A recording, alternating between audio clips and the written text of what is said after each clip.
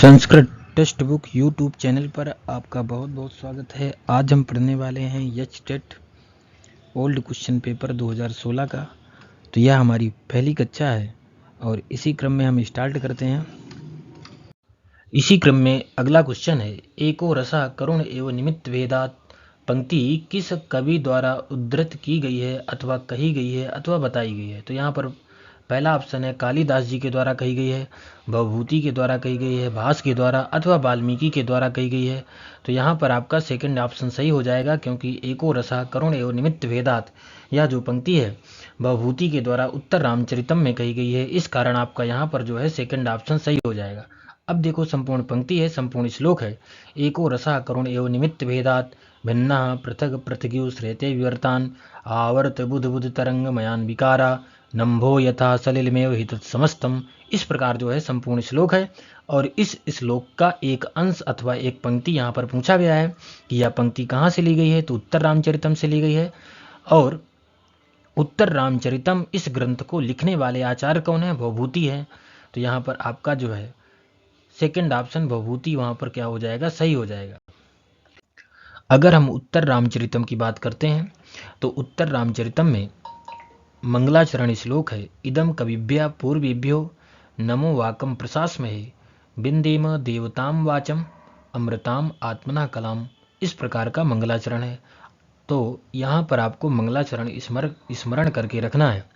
अगर बात करते हैं इस मंगलाचरण की, तो इस मंगलाचरण में अनुष्टुप छंद है और इसमें स्तुति की गई है माँ भगवती सरस्वती की।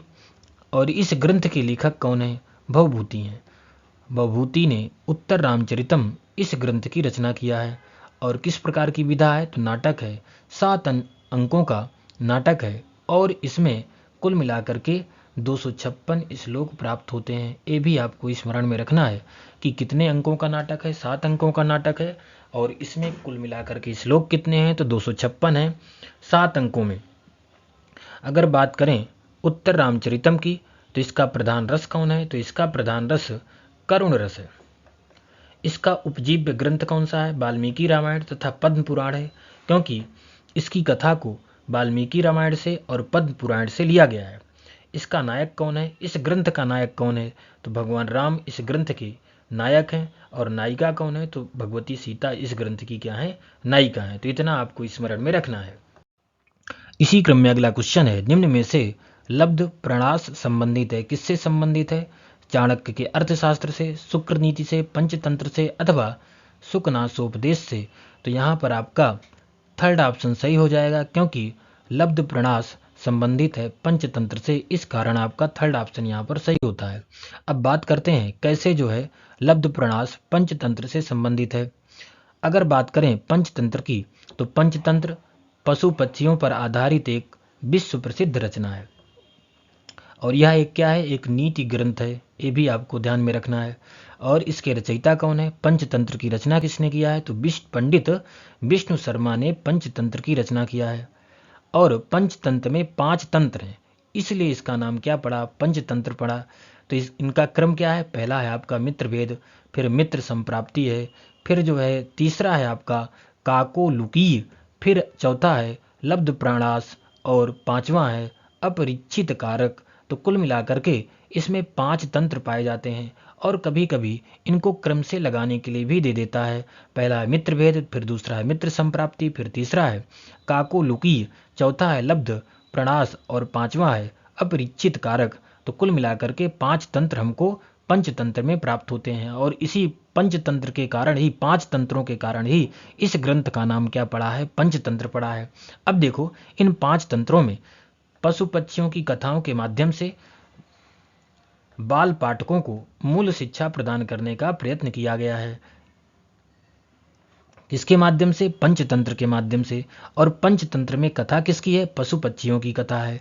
और इस पशु पक्षियों की कथा के माध्यम से जो बाल पाठक है, जो छोटे पाठक हैं, उनको जो है मूल शिक्षा प्रदान करने का प्रयत्न किया गया है इस पंचतंत्र के माध्यम से। इसी क्रम में अगला क्वेश्चन है, जनता शब्द में कौन सा प्रत्यय है? आपको बताना है त्रिच प्रत्यय, तल प्रत्यय, किप प्रत्यय, अक्तिन प्रत्यय। तो यहाँ पर जनता शब्द में तल प्रत्यय हुआ है, ना कि त्रिच प्रत्यय, ना कि केप प्रत्यय, ना कि अक्तिन प्रत्यय। यहाँ पर केवल तल प्रत्यय हुआ है। अब देखो तल प्रत्यय कैसे हुआ है। अगर हम बात करते हैं जनता शब्द की, तो जनता शब्द जन शब्द से बना है, और जन शब्द से यहाँ पर एक सूत्र है ग्राम जन बंधुभ्यस्तल। इस सूत्र के माध्यम से तल प्रत्यय होता है। तल प्रत्यय होने के बाद जन ता बचता है, तल बचता है, लकार की इस संज्ञा हो जाती है, जन ता बचता है और जनत बन जाता है। जनत बन जाने के बाद अजाद तष्टाप, इस सूत्र के माध्यम से टाप प्रत्यय हो जाता है। तब जाकर के आपका क्या बनता है, जनता। माने जन शब्द से तल प्रत्यय, तल में लकार की संज्ञा, जनत बन जाएगा, और जनत बन जाने के बाद यहाँ पर क्या हो जाता है, अजाद तष्टाप सूत्र के द्वारा टाप हो जाता है। टाप में खाली आपका आकार बचता है और ता से मिल जाता है। तब जाकर के आपका प्रयोग जनता यह प्रयोग आपका बनता है। तो यहाँ पर जो है आपका थर्ड ऑप्शन जो है सही हो जाएगा। इसी क्रम में अगला क्वेश्चन है, उपोषित में संधि है। उपोषित में कौन सी संधि है आपको बताना है। पूर्ण रूप संधि है, वृद्धि संधि है, पर रूप संधि है अथवा गुण संधि है। तो यहाँ पर उपोषित में पर रूप संधि है। लेकिन पर रूप संधि कैसे है, तो एक सूत्र है एंगी पर रूपम। इस सूत्र के माध्यम से पर रूप हो जाता है। अब इस सूत्र का अर्थ क्या है, तो कह रहा है इस सूत्र का अर्थ है अवर्णांत उपसर्ग से एंगादि धातु के परे रहने पर पूर्व और पर के स्थान पर रूप एकादेश होता है। अब पर रूप एकादेश कैसे होता है, माने पर के समान रूप हो जाता है। जैसे हम इसका विग्रह करते हैं, तो इसका विग्रह क्या होगा, उप प्लस औसति। इस प्रकार इसका विग्रह होगा। अब देखो यहाँ पर उप में पकार में क्या है, आपका आकार रहता है। तो पकार में आकार और औसति का आकार, इन दोनों के स्थान पर क्या हो जाता है, ओ हो जाता है। माने पकार में जो आकार है और औसति घटक ओ, इन दोनों के स्थान पर क्या हो जाता है, ओ। माने पर के समान रूप हो जाता है। तो पर में क्या था आपका ओ, तो इसी के समान क्या हो जाएगा, रूप हो जाएगा। किसके स्थान पर, पकार का जो आकार है और ओ का जो उकार है, इन दोनों के स्थान पर क्या हो जाएगा, पर के समान रूप। माने पर में क्या रहता है, ओ रहता है, तो इसी के समान क्या हो जाएगा, रूप हो जाएगा। तो यहाँ पर क्या बन जाएगा, उपोषित। इस प्रकार का प्रयोग बन जाएगा। इस कारण यहाँ पर क्या हो जाएगा, आपका सेकंड ऑप्शन जो है सही हो जाएगा। इसी क्रम में अगला क्वेश्चन है, ज्योतिष वेदांग के प्रणेता आचार्य का क्या नाम है। पाणिनि, कात्यायन, भर्तृहरि और लब्धाचार्य। तो यहाँ पर ज्योतिष वेदांग के प्रणेता आचार्य कौन है, लब्धाचार्य हैं। तो यहाँ पर आपका क्या हो जाएगा, फोर्थ ऑप्शन जो है सही हो जाएगा। इसी क्रम में अगला क्वेश्चन है, मनु स्मृति के टीकाकार हैं, आपको बताना है हेमाद्रि हैं, विज्ञानेश्वर हैं, कुल्लूक भट्ट हैं अथवा विश्वरूप हैं। तो यहाँ पर आपका थर्ड ऑप्शन सही हो जाएगा, क्योंकि मनु स्मृति के टीकाकार कौन है, कुल्लूक भट्ट हैं। अब देखो मनु स्मृति में 12 अध्याय हैं तथा कुल मिलाकर के 2500 श्लोक हैं। ये आपको स्मरण में रखना है कि मनु स्मृति में कुल कितने अध्याय हैं, 12 अध्याय हैं। श्लोक कुल कितने हैं, 2500 श्लोक हैं। तो जो प्रथम अध्याय है इसमें जगत की उत्पत्ति के बारे में बताया गया है। जो दूसरा अध्याय है संस्कार विधि व्रतचर्या उपचार के बारे में बताया गया है। और जो तीसरा अध्याय है स्नान दारागी गमन विवाह लक्षण महायज्ञ श्राद्ध कल्प इत्यादि के बारे में वर्णन किया गया है। जो चतुर्थ अध्याय है इसमें वृत्ति लक्षण स्नातक व्रत के बारे में बताया गया है। और जो पंचम अध्याय है इसमें भक्ष्य अभक्ष्य शौच अशुद्धि और स्त्री के क्या धर्म है इसके बारे में चर्चा की गई है। जो छठवां आपका अध्याय है इसमें गृहस्थ आश्रम वानप्रस्थ मोक्ष और संन्यास के बारे में विस्तृत चर्चा की गई है। जो सातवां अध्याय है उसमें राजधर्म के बारे में बताया गया है। तो कुल मिलाकर के मनु स्मृति में 12 अध्याय हमको प्राप्त होते हैं और आपको देख लेना है कि किस अध्याय में किसका वर्णन किया गया है। अब देखो यहां पर हम टीकाओं की बात करते हैं तो मनु स्मृति पर कई व्याख्याएं प्रचलित हैं। जो विशिष्ट प्रचलित व्याख्याएं हैं उनके बारे में हम यहाँ पर देखेंगे। वैसे मनु स्मृति पर बहुत सारे आचार्यों ने अनेक टीकाएं लिखी हैं, अनेक व्याख्याएं की हैं, लेकिन जो विशेष आचार्य हैं जिन्होंने मनु स्मृति पर विशेष व्याख्या की है उनके बारे में हम यहाँ पर देखेंगे। तो यहाँ पर एक थे मेधातिथि कृतभाष्य फिर दूसरा है कुल्लूक भट्ट द्वारा रचित मनवर्थ मुक्तावली टीका, तीसरा है नारायण कृत मनवर्थ विवृति टीका, और चौथा है राघवानंद कृत मनवर्थ चंद्रिका टीका, और पांचवा है नंदन कृत नंदिनी टीका, और छठवीं है गोविंद राजकृत मनवास यान सारिणी टीका।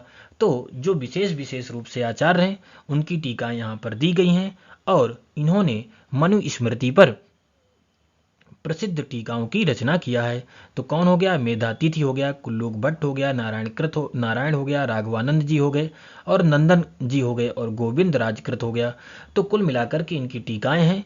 और मेधातिथि ने तो मनुस्मृति पर भाष्य लिखा है, ये भी आपको स्मरण में रखना है क्योंकि विशेष है यहाँ पर। इसी क्रम में अगला क्वेश्चन है, मनीषा शब्द में कौन सी संधि है आपको बताना है। पर रूप है अथवा पूर्व रूप है, गुण है अथवा वृद्धि है।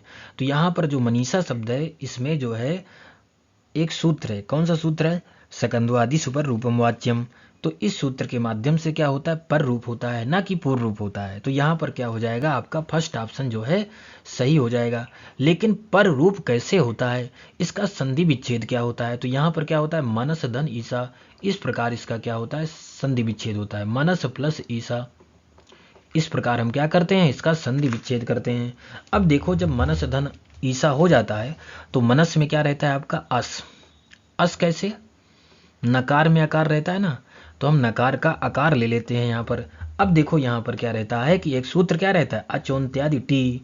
इस सूत्र के माध्यम से मनस में जो अस है, अर्थात मनस यह क्या है? संपूर्ण है। और अगर नकार का आकार ले लेते हैं तो मन अलग बचता है, अस अलग बचता है। तो कहते हैं जो अस है, इस अस की अचोन्त्यादि टी इस सूत्र के माध्यम से क्या हो जाती है? टी संज्ञा हो जाती है। और जब टी संज्ञा हो जाती है तो टी संज्ञा का फल क्या होता है? सकंद्वादिषु पर रूपम वाच्यम। इस सूत्र के माध्यम से क्या होता है? पर रूप हो जाता है। तो मतलब पर रूप का मतलब क्या होता है? पर के समान रूप हो जाता है। अब पर में आपका क्या है? ई है, तो इसी इकार के समान क्या हो जाएगा? रूप हो जाएगा। तो जैसे इकार के समान रूप हो गया, तो यहाँ पर किसके स्थान पर? अस और ई, इन दोनों के स्थान पर क्या होता है? पर के समान रूप हो जाता है। पर में क्या है? ई, पूर्व में क्या है? अस। तो अस और ई, इन दोनों के स्थान पर ई आदेश हो जाएगा, माने पर के समान रूप हो जाएगा। और फिर यही ई जो है नकार से मिल जाएगा, तब जाकर के आपका प्रयोग क्या बन जाएगा? मनीषा, इस प्रकार का प्रयोग बन जाएगा। तो यहाँ पर देखो दो सूत्र लगते हैं, एक आपका चोन्त्यादि टी और दूसरा लगता है सकंद्वादिषु पर रूपम वाच्यम। इस सूत्र में बहुत सारे प्रयोग बनते हैं।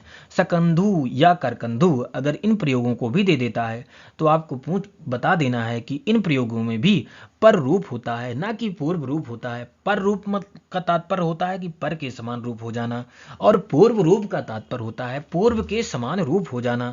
तो यहाँ पर माने दोनों के स्थान पर के समान रूप हो जाना और दोनों के स्थान पर पूर्व के समान रूप हो जाना। तो यही क्या है? पर रूप और पूर्व रूप है। तो इसी क्रम में अब हम आगे बढ़ते हैं। इसी क्रम में अगला क्वेश्चन है, गंता शब्द में कौन सा लकार है? यहाँ पर लुट लकार है, लिट लकार है, लुंग लकार है अथवा लिट लकार है। तो गंता शब्द में यहाँ पर क्या हो जाएगा? आपका लुट लकार हो जाएगा। अब यहाँ पर गम धातु से बनता है। गम धातु से मकार को क्या हो जाता है? अनुस्वार पर सवर्ण हो जाता है, और पर सवर्ण होकर के क्या बनता है? नकार हो जाता है, माने गण बन जाता है। और लुट लकार में तास इत्यादि प्रत्यय होते हैं, तब जाकर के क्या होता है? आपका गंता यह प्रयोग बनता है। अब देखो, इसको यहाँ पर हम पूर्ण रूप से सिद्ध करके नहीं बता सकता मैं, क्योंकि 1 घंटा या 40 मिनट की क्लास है, क्योंकि 10-15 मिनट तो 1 घंटा ले लेगा पूरा। तो फिर क्या करेंगे, क्योंकि हम यहाँ पर एमसीक्यू कर रहे हैं। लेकिन आपको इतना जरूर है कि लुट लकार के रूप इसमें बता सकते हैं, दिखा सकते हैं। अगर आपको ज़्यादा पढ़ना है तो आप जाकर के वहाँ देख सकते हैं। गमली गतौ धातु की भ्वादि की धातु है, और इसके संपूर्ण रूप आप जाकर के वहाँ देख सकते हैं। तो यहाँ पर आपका क्या हो जाएगा? लुट लकार, माने फर्स्ट ऑप्शन जो है सही हो जाएगा। अब देखो यहाँ पर जो है गम धातु के लुट लकार के रूप जो है बताए गए हैं। तो यहाँ पर प्रथम पुरुष के एक वचन में बनता है गंता, गंतारो, गंतारा, गंतासी, गंतास्था, गंतास्थ, गंतास्मि, गंतास्वा, गंतास्मा। तो यहाँ पर क्या है? ये प्रथम पुरुष का रूप है आपका। फिर यहाँ पर क्या हो जाएगा? आपका मध्यम पुरुष का रूप हो जाएगा। फिर यहाँ पर आपका क्या हो जाएगा? उत्तम पुरुष का रूप हो जाएगा। और यहाँ पर क्या है आपका? एक वचन, इधर क्या है? एक वचन, द्विवचन, और इधर क्या है आपका? बहुवचन। इतना याद रखना है, माने प्रथम पुरुष, मध्यम पुरुष, उत्तम पुरुष। अगर कोई पूछ लेता है कि उत्तम पुरुष के एक वचन का रूप क्या है, तो आप क्या बताएंगे, गंतास्मि। या फिर उत्तम पुरुष के दो वचन का रूप क्या है, गंतास्वा। या फिर अगर कोई पूछ लेता है कि उत्तम पुरुष के बहुवचन का रूप क्या है, गंतास्मा। इसी प्रकार जो है लुट लकार के नहीं बल्कि और बहुत सारे 10 लकार होते हैं, और उन समस्त 10 लकारों के रूप आपको देख लेना चाहिए, क्योंकि उनमें से कोई किसी के बारे में भी पूछ सकता है। तो जरूरी नहीं यहाँ पर लुट लकार के बारे में आया है, किसी दूसरे परीक्षा में या इसी परीक्षा में किसी दूसरे लकार के बारे में दे सकता है। तो आपको अब पूर्ण रूप से वहां जाकर के देख लेना है, तभी चीजें आपको जो है समझ में आएंगी। इसी क्रम में अगला क्वेश्चन है, इज संज्ञक का फल क्या होता है। अब आपको बताना है कि इज संज्ञक का फल क्या होता है, आगम होता है, लोप होता है, आदेश होता है अथवा विराम होता है। अब एक पंक्ति है, या संज्ञा सा फल होती है, जिसकी कोई संज्ञा होती है उसका कोई ना कोई क्या होता है, फल होता है। तो यहाँ पर इद संज्ञा किससे होती है, हलंत्यम सूत्र के माध्यम से इद संज्ञा होती है। और एक सूत्र है तस्य लोपः, उस सूत्र के माध्यम से क्या हो जाता है, लोप हो जाता है। तो यहाँ पर आपका क्या हो जाएगा, थर्ड ऑप्शन सही हो जाएगा, क्योंकि इद संज्ञा का फल क्या होता है, लोप होना। अगर मान लो कोई वर्ण है उसकी इद संज्ञा होती है, जैसे हम सूत्रों में देखते हैं, सूत्रों में या हम कोई प्रत्याहार बनाते हैं, वहां पर क्या करते हैं, इद संज्ञा करते हैं, और इद संज्ञा का फल क्या होता है, वहां पर लोप हो जाता है। तो यहां पर आपका क्या हो जाएगा, थर्ड ऑप्शन जो है सही हो जाएगा। इसी क्रम में अगला क्वेश्चन है, भर्तृहरि के अनुसार सज्जनों की मित्रता होती है। आपको बताना है कि सज्जनों की मित्रता कैसे होती है। आरंभ लघवी, पश्चात गुरवी, आरंभ गुरवी अथवा पश्चात लघवी। थर्ड ऑप्शन है आरंभ गुरवी पश्चात गुरवी। फोर्थ ऑप्शन है आरंभ लघवी पश्चात लघवी। अब देखो यहाँ पर भर्तृहरि के अनुसार एक श्लोक है, और उसमें सज्जनों और दुष्टों की मित्रता के बारे में बताया गया है कि प्रारंभ में सज्जनों की मित्रता कैसे होती है, अथवा दुष्टों की मित्रता प्रारंभ में कैसे होती है, फिर बाद में दुष्टों की मित्रता अथवा सज्जनों की मित्रता कैसे होती है। तो यहाँ पर भर्तृहरि के अनुसार सज्जनों की मित्रता कैसे होती है, प्रारंभ में और बाद में। तो देखो प्रारंभ में लघवी माने छोटी होती है, फिर धीरे धीरे जो है बढ़ती जाती है। तो आरंभ में छोटी मित्रता होती है, फिर पश्चात गुरवी अर्थात इसके बाद धीरे धीरे बढ़ती जाती है। तो यहाँ पर आपका क्या हो जाएगा, फर्स्ट ऑप्शन सही हो जाएगा। देखो यहाँ पर नीति शतक में बताया गया है, आरंभ गुरवी छेड़ी क्रमेण लघवी पुरा वृद्धिमती च पश्चात दिनस्य पूर्वार्ध परार्ध भिन्ना छायो मैत्री खल सज्जनानाम। अर्थात दुष्टों की जो मित्रता होती है आरंभ में क्या होती है, बहुत लंबी चौड़ी होती है, फिर इसके पीछे पीछे घटती चली जाती है। लेकिन जो सज्जनों की मित्रता होती है वह पहले क्या होती है, बहुत छोटी सी होती है, फिर इसके बाद क्रमशः जो है बढ़ती चली जाती है। माने पश्चात गुरवी, आरंभ लघवी पश्चात गुरवी, यह जो है सज्जनों की मित्रता है। लेकिन दुष्टों की मित्रता कैसी है, दुष्टों की मित्रता आरंभ गुरवी और पश्चात लघवी। तो यहाँ पर यह श्लोक है, और इस श्लोक से यहाँ पर क्वेश्चन पूछा गया है। इसी क्रम में अगला क्वेश्चन है, चंदनदास पात्र कौन से काव्य में है। आपको बताना है, रत्नावली में, मृच्छकटिकम में, मुद्रा राक्षस में अथवा स्वप्नवासोदत्तम में। तो यहाँ पर क्या हो जाएगा, आपका सेकंड ऑप्शन सही हो जाएगा, क्योंकि चंदनदास पात्र किस काव्य में है, मृच्छकटिकम में, ना कि रत्नावली में, ना कि मुद्रा राक्षस में, ना कि स्वप्नवासोदत्तम में। अब देखो यहाँ पर हम मृच्छकटिकम के पात्रों को देख लेते हैं। अब इसी क्रम में अब देखो यहाँ पर हम मृच्छकटिकम से संबंधित चीजों को जान लेते हैं। अगर बात करें कि मृच्छकटिकम इस ग्रंथ को लिखने वाले आचार्य कौन है, तो शूद्रक हैं। इसके नायक कौन है, इसके नायक जो हैं चारुदत्त हैं। और किस प्रकार के नायक हैं, धीर प्रशांत नायक हैं। और इनकी पत्नी का नाम क्या है, धूता है। नायिका इसमें कौन है, वसंत सेना। प्रतिनायक कौन है, सकार है। विदूषक इसमें कौन है, आपको विदूषक पूर्ण रूप से याद रखना है, क्योंकि विदूषक के बारे में कई बार परीक्षाओं में पूछा जाता है। तो इसमें जो विदूषक है उसका नाम क्या है, मैत्रेय है। किस प्रकार की विधा है, तो प्रकरण ग्रंथ है। मृच्छकटिकम क्या है, नाटक नहीं है, एक प्रकरण ग्रंथ है। ये भी आपको स्मरण में रखना है। फिर यहाँ पर इसमें कुल कितने अंक हैं, 10 अंक हैं। या कथानक जो है लोकाश्रित है। इसके उपजीव्य ग्रंथ कौन कौन से हैं, तो यहाँ पर देखो भास का चारुदत्त नाटक बृहद कथा से इसकी कथा को लिया गया है। अगर बात करते हैं इसकी भाषा कौन सी है, तो कहते हैं गुणाढ्यकृत पैसाची भाषा है। और इसमें अंगी रस क्या है, किस रस को स्वीकार किया गया है इस ग्रंथ में, तो कहते हैं संभोग श्रृंगार रस को स्वीकार किया गया है। इसका नामकरण किस अंक के आधार पर पड़ा है, तो 6वें अंक की घटना के आधार पर मृच्छकटिकम का नाम पड़ा है। अब देखो यहाँ पर पात्र परिचय की बात करते हैं, तो इसमें जो है सूत्रधार क्या है, प्रधान नट है, और नटी क्या है, पत्नी है। चारुदत्त क्या है, माने एक नायक है। बसंत सेना क्या है, एक नायिका है। मैत्रेय क्या है, चारुदत्त का मित्र है और विदूषक है। सकार क्या है, प्रतिनायक है। और राजा पालक का क्या है, श्यालक है। और यहाँ पर बिट चेट सकार के दास है। फिर यहाँ पर वर्धमानक क्या है, चारुदत्त का दास है। संवाहक क्या है, चारुदत्त का भूतपूर्व क्या है, भृत्य है। और कर्णपूरक क्या है, बसंत सेना का यहाँ पर भृत्य है। तो आपको कर्णपूरक के बारे में भी स्मरण में रखना है। यहाँ पर सर्विलक पूछा है, तो मदनिका का प्रेमी, ये भी बहुत जरूरी है। सर्विलक और यहाँ पर धूता और बसंत सेना, इनके बारे में आपको जरूर स्मरण करके रखना है। माने मदनिका का प्रेमी और क्या है, एक ब्राह्मण चोर है। अब देखो कुछ पात्रों के बारे में यहाँ भी दिया हुआ है, जैसे चेट हो गया, कुंभिलक हो गया। चेट ये क्या है, वसंत सेना के शब्दास हैं। और यहाँ पर बिट क्या है, वसंत सेना का परिचारक है। रोसेन क्या है, चारुदत्त का पुत्र है, ये भी आपको स्मरण में रखना है। अब यहाँ पर चंदनक, चंदनक का अर्थ होता है चंदनदास। तो राजा पालक का क्या है, बलपति है। बीरक क्या है, राजा पालक का सेनापति है। तो यहाँ पर विशेष विशेष पात्र आपको देख लेना है, जैसे मदनिका के बारे में पूछा, या खंड मोटक के बारे में, चंदनक के बारे में, भिक्षुक के बारे में, इनके बारे में विशेष रूप से आपको देख लेना है। अब यहाँ पर अगर हम मृच्छकटिकम की बात करते हैं, क्योंकि मृच्छकटिकम में 10 अंक प्राप्त होते हैं और यह एक प्रकरण ग्रंथ है, तो 10 अंकों के कुछ ना कुछ नाम जरूर हैं। जैसे प्रथम अंक का नाम क्या है, अलंकार विन्यास के नाम से प्रथम अंक जाना जाता है। द्वितीय अंक को जो है दूतकर संवाहक के नाम से जानते हैं। तृतीय जो अंक है उसको संधिच्छेद के नाम से जानते हैं। चतुर्थ जो अंक है, इस अंक को मदनिका सर्विलक संवाद के नाम से जानते हैं। पंचम अंक को दुर्दिन के नाम से जानते हैं, तथा जो षष्ठ अंक है इसको प्रवहण विपर्य के नाम से जानते हैं। सप्तम अंक को आर्यक अपहरण के नाम से जानते हैं। अर्थात हम कह सकते हैं कि सप्तम अंक का नाम क्या है, आर्यक अपहरण। इसी प्रकार जो अष्टम अंक है इसका नाम क्या है, वसंत सेना मर्दन। और जो नवम अंक है इसका नाम क्या है, व्यवहार है। दसम अंक का नाम क्या है, संहार है। तो कुल मिलाकर के इसमें 10 अंक प्राप्त होते हैं और 10 अंकों का नाम आपको क्रम से स्मरण करके रखना है, क्योंकि परीक्षा में कभी कभार जो है क्रम से लगाने के लिए भी दे देता है। इसी क्रम में अगला क्वेश्चन है, अवसाधनम शब्द के प्रकृति और प्रत्यय हैं। आपको बताना है कि अवसाधनम शब्द के प्रकृति और प्रत्यय कौन कौन से हैं। क्या अवसाद शब्द से सत्र प्रत्यय लगाने पर अवसाधनम बना है, अथवा अवपूर्वक सद धातु से अक्तिन प्रत्यय और ल्युट प्रत्यय होने के बाद अवसाधनम बना है, अथवा अवपूर्वक सद धातु से णिच प्रत्यय और ल्युट प्रत्यय लगाने के बाद अवसाधनम बना है, अथवा फोर्थ ऑप्शन है अवपूर्वक सद धातु से सत्र प्रत्यय लगाने पर अवसाधनम बना है।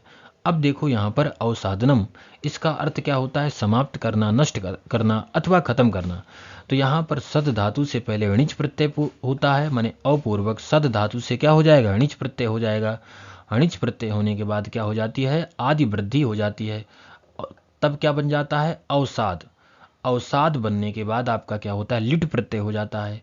और लिट में क्या बचता है, आपका यू बचता है। यू के स्थान पर क्या हो जाता है, अन आदेश हो जाता है। तब जाकर के आपका क्या बनता है, अवसाधनम।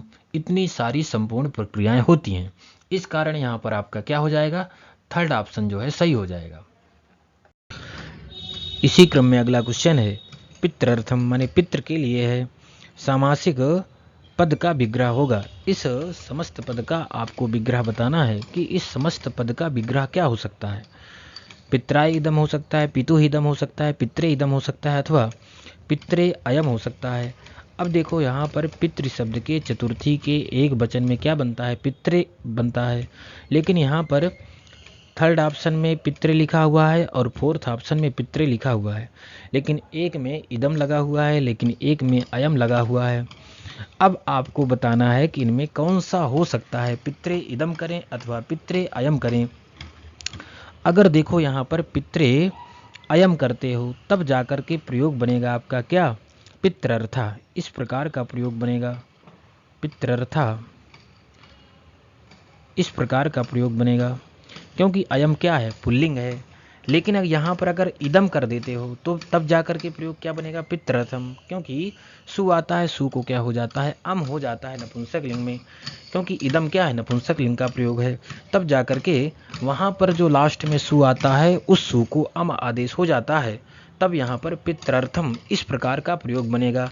इस कारण यहाँ पर इसका विग्रह क्या हो जाएगा, पित्रे इदम, इस प्रकार का इसका विग्रह होगा। इस कारण यहाँ पर आपका थर्ड ऑप्शन जो है सही हो जाएगा।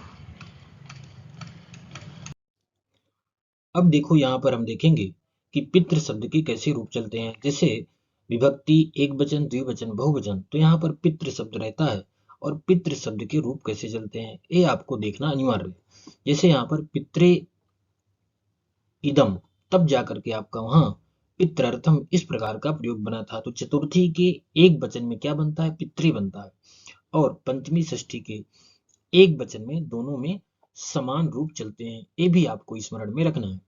अगर बात करते हैं द्वितीया के बहुवचन में तो पितृन बनता है, और प्रथमा के बहुवचन में पितरः, इस प्रकार का प्रयोग बनता है। अब देखो इसके पहले जो विग्रह पूछा था कि इसमें कौन सा विग्रह है, तो चतुर्थी तो जरूर होगी, क्योंकि चतुर्थी पित्रे इदम इदम इस प्रकार का वहां पर विग्रह करेंगे, तब जाकर के आपका पितृर्थम इस प्रकार का प्रयोग वहां पर बनेगा। तो इतना आपको स्मरण में रखना है कि यहाँ पर इसका विग्रह क्या होगा, तो पित्रे इदम, क्योंकि चतुर्थ्यंत समर्थ सुबंत के साथ ही अर्थ का वहां पर क्या होता है, समास होता है। तो वहां पर जो पितृ शब्द में विभक्ति आएगी वह चतुर्थी होगी, तब जाकर के आपका पित्रे इदम इस प्रकार का वाक्य विग्रह बन पाएगा। इसी क्रम में अगला क्वेश्चन है, दिवादिभ्य सेन सूत्र करता है, क्या करता है, आगम करता है, लोप करता है, आदेश करता है अथवा वृद्धि करता है।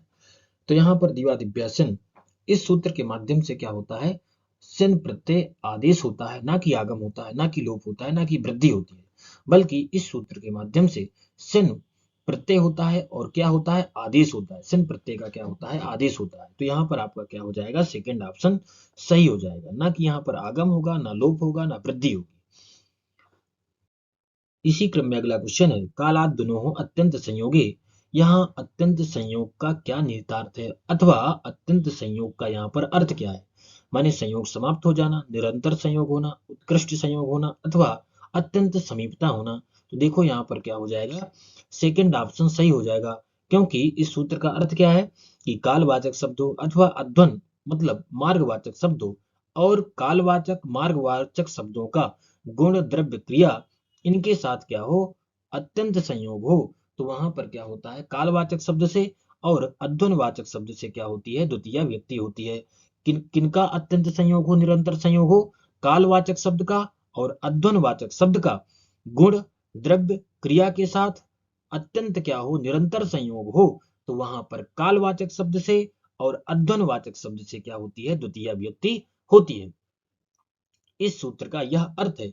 और यहाँ पर क्या हो जाएगा, अत्यंत संयोगी। तो यहाँ पर आपसे पूछा है अत्यंत संयोग का मतलब होता है निरंतर संयोग हो। तो किसके साथ निरंतर संयोग हो, तो कालवाचक शब्द का अथवा अध्वनवाचक शब्द का जब गुण, द्रव्य, क्रिया के साथ निरंतर संयोग होता है, तो वहां पर कालवाचक शब्द से अथवा अध्वनवाचक शब्द से क्या होती है, द्वितीय व्यक्ति होती है। अब देखो यहाँ पर सूत्र भी दे दिया गया है, कालादनो अत्यंत संयोगे, अर्थात माने अत्यंत संयोग के गम्यमान होने पर कालवाची और मार्गवाची शब्दों में क्या होती है, द्वितीय विभक्ति हो जाती है।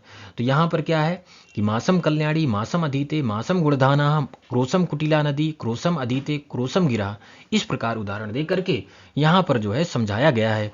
और अत्यंत का मतलब होता है निरंतर संयोग। निरंतर संयोग हो, किसके साथ निरंतर संयोग हो, तो यहाँ पर बताया है कि गुण, क्रिया अथवा द्रव्य के साथ काल अथवा मार्ग का अगर क्या हो, निरंतर संयोग हो अथवा निरंतर संबंध हो, तो वही क्या है, यहाँ पर अत्यंत संयोग है। अब यहाँ पर जो कालवाचक होगा अथवा जो मार्गवाचक शब्द होगा उसमें क्या हो जाएगी, द्वितीय व्यक्ति हो जाएगी। तो जैसे यहाँ पर है मासम कल्याणी, तो यहाँ पर क्या है, मास क्या है, कालवाचक है, कल्याणी क्या है, आपका गुणवाचक है। मासम अधीते, अब यहाँ पर अधीत इस क्रिया का काल के साथ, मास क्या है, कालवाचक है, तो इस क्रिया के साथ कालवाचक का क्या है, निरंतर क्या है, अत्यंत संयोग है। अत्यंत संयोग होने के कारण जो कालवाचक शब्द होता है उस कालवाचक शब्द में क्या हो जाती है, द्वितीय व्यक्ति हो जाती है। इसी प्रकार मासम गुणधाना, हाँ अब देखो यहां पर मास आपका क्या है, कालवाचक है, लेकिन गुणधाना यहां पर क्या है, आपका द्रव्यवाचक है। तो द्रव्यवाचक इसका जो है कालवाचक शब्द के साथ क्या है, अत्यंत संयोग है, निरंतर संयोग है।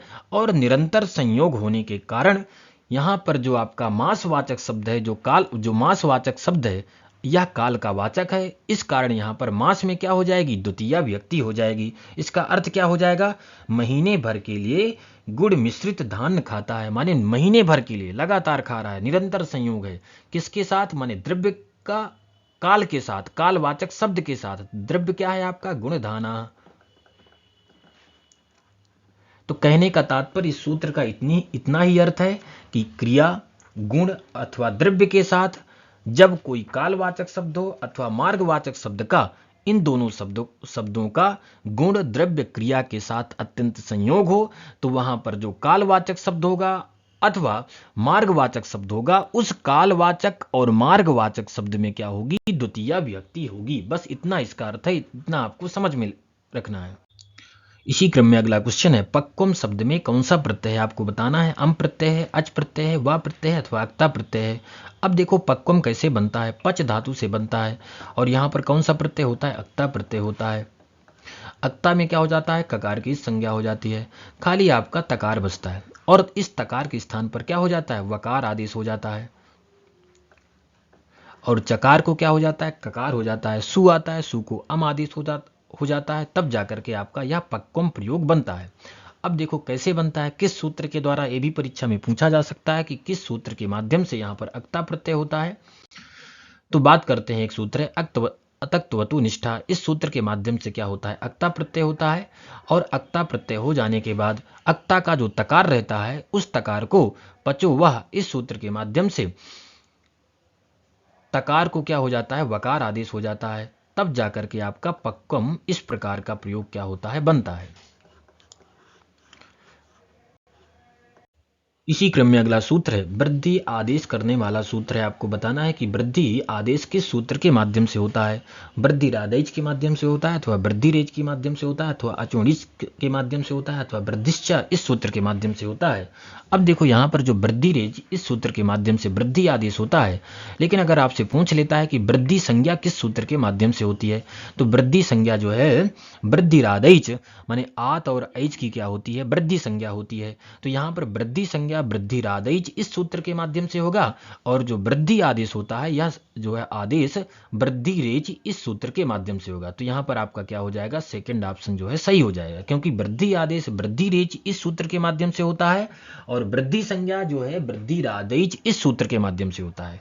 इतना आपको डिफरेंट यहाँ पर समझना है, इस कारण यहाँ पर आपका सेकंड ऑप्शन जो है सही हो। इसी क्रम में अगला क्वेश्चन है, संचारिणी दीप शिखैव रात्रौ। रघुवंश महाकाव्य में यह उक्ति किस संदर्भ में कही वर्णित है अथवा कही गई है, माने दिलीप की गौ सेवा के संदर्भ में कही गई है, राम का वन गमन के संदर्भ में कही गई है, सीता विसर्जन के संबंध में कही गई है, अथवा इंदुमती स्वयंवर के संदर्भ में कही गई है। यह उक्ति जो है इंदुमती स्वयंवर के संदर्भ में कही गई है। अब देखो कैसे इंदुमती के स्वयंवर के संदर्भ में कही गई है, इस श्लोक के माध्यम से हम जानेंगे, क्योंकि यह जो श्लोक है रघुवंश महाकाव्य के 6वें सर्ग से हमको प्राप्त होता है। यहाँ पर श्लोक दिया हुआ है, संचारिणी दीप शिखैव रात्रौ यम यम व्यतीयाय पतिम वरासा नरेंद्र मार्गाट्ट इव प्रपेदे विवरण भावम स स भूमिपालः। अब देखो जैसे कोई दीपक का प्रकाश है, तुम किसी के सामने से ले जाओगे, और जैसे दीपक आगे चला जाता है तो वहाँ का जो प्रकाश हो जाता है क्या हो जाता है, धुंधला पड़ जाता है। जैसे आप कहीं भवन से गुजर रहे हो और उस भवन के सामने दीपक का प्रकाश पड़ता है तो वह भवन प्रकाशित हो जाता है, और जैसे आगे बढ़ जाते हो तो उस भवन के सामने क्या आ जाता है, धुंधलापन दिखाई देने लगता है। तो यही कह रहा है, जिस प्रकार इंदुमती का स्वयंवर है, और जैसे इंदुमती माला लेकर के आगे बढ़ती है, पति का वरण करने के लिए माला लेकर के आगे बढ़ती है, और जिस राजा को छोड़ करके आगे बढ़ जाती है उस अथवा उसका मुंह वैसा ही फीका पड़ जाता है। जैसे आप दीपक लेकर के चलते हो किसी भवन के सामने तो वह प्रकाशित होता है, और जैसे आगे लेकर के बढ़ जाते हो तो उस भवन के सामने क्या आ जाता है, धुंधला सा दिखाई देने लगता है। तो यहां पर इसी क्रम में अगला क्वेश्चन है, घनश्यामः शब्द में समास विधायक सूत्र है। आपको बताना है कि घनश्यामः इस पद में किस सूत्र के माध्यम से समास होता है। तो यहाँ पर सप्तमी सौंडई यहाँ पर गलत लिखा हुआ है, नस्तद्धिते उपमानानि सामान्य वचनैहि नदीभिश्च। इन 4 सूत्रों को देख करके बताना है कि किस सूत्र के माध्यम से घनश्यामः इस समस्त पद में समास हुआ है। तो यहाँ पर आपका क्या हो जाएगा, थर्ड ऑप्शन सही हो जाएगा। और यहाँ पर क्या है, सप्तमी सौंडई है नस्तदिते, तो यहाँ पर आपका क्या सही होता है, थर्ड ऑप्शन। थर्ड ऑप्शन में कौन सा सूत्र है, उपमानानि सामान्य वचनैहि। इस सूत्र के माध्यम से क्या होता है, समास होता है, तब जाकर के आपका घनश्यामः इस प्रकार का जो है प्रयोग बनता है। अब यहाँ पर सूत्र है उपमानानि सामान्य वचनैहि। इस सूत्र का अगर हम अर्थ करते हैं, उपमान वाचीनि सुबंतानि सामान्य वचनैहि सुबंतैहि सह समस्यन्ते। इसका अगर हम अर्थ करते हैं, उपमानवाचक सुबंत का समान विभक्तिक सामान्य वचन वाले सुबंतों के साथ समास होता है, यह इसका अर्थ है। लेकिन यहां पर अगर हम घटाते हैं घन श्यामा, इसका विग्रह क्या है, घन श्यामा। अब देखो यहां पर घन श्यामा इस प्रकार का विग्रह करते हैं। यहां पर उपमानवाचक सुबंत क्या है, घन, अर्थात बादल के समान श्याम वर्ण वाला कौन है, भगवान कृष्ण। तो यहां पर उपमानवाचक समर्थ सुबंत क्या है आपका, घन, और उसी के समान विभक्तिक सामान्य वचन वाला सुबंत क्या है, श्याम। अर्थात घन में जो विभक्ति है, जैसे घन में प्रथमा विभक्ति है, तो उसी के समान सामान्य वचन वाला सुबंत कौन है, श्याम, क्योंकि श्याम में भी क्या है, प्रथमा विभक्ति है। इस कारण जो है समान विभक्तिक सामान्य वचन वाला सुबंत कौन हो गया, श्याम हो गया। और उपमानवाचक समर्थ सुबंत कौन हो गया, घन हो गया। इन दोनों पदों का क्या हो जाता है, यहां पर समास हो जाता है। किस सूत्र के माध्यम से, उपमानानि सामान्य वचनैहि, इस सूत्र के माध्यम से। इसी क्रम में अगला क्वेश्चन है, तन्वी श्यामा शिखरी दसना पक्व बिंबाधरोष्टि पंक्ति में कौन सा छंद ध्वनित होता है। आपको बताना है शिखरणी छंद, मंदाक्रांता छंद, उपजाति छंद अथवा मालिनी छंद। अब देखो यह जो श्लोक है यह मेघदूत का है, और संपूर्ण मेघदूत में मंदाक्रांता छंद प्राप्त होता है। तो यहाँ पर हम घटा लेते हैं कि मंदाक्रांता छंद का लक्षण क्या होता है। तो मंदाक्रांता छंद का लक्षण होता है मंदाक्रांताम्बुधि रस नगैर्मो भनौ तौ गयुग्मकम। इसमें क्या होता है, माँ से आपको क्या पकड़ना है, मगण पकड़ना है। माँ से क्या हो गया, इसमें मगण हो गया। तो मगड़ के चिन्ह क्या होते हैं, मगण के देखो चिन्ह क्या हो जाएंगे, यहाँ पर 2 यश रहेंगे, तीनों यश रहते हैं मगड़ में। फिर आपका आता है भगण। भगण में क्या होता है आपका, 1 यश और क्या होता है, माने दीर्घ, और 2 क्या रहते हैं, वर्ण ह्रस्व रहते हैं। फिर नगण का चिन्ह क्या होता है आपका, नगण की अगर बात करते हैं तो नगण में तीनों ह्रस्व रहते हैं। फिर इसमें 2 तगण आते हैं, तगण में क्या होता है, 2 दीर्घ और 1 ह्रस्व। इसी प्रकार एक और तगण है इसमें,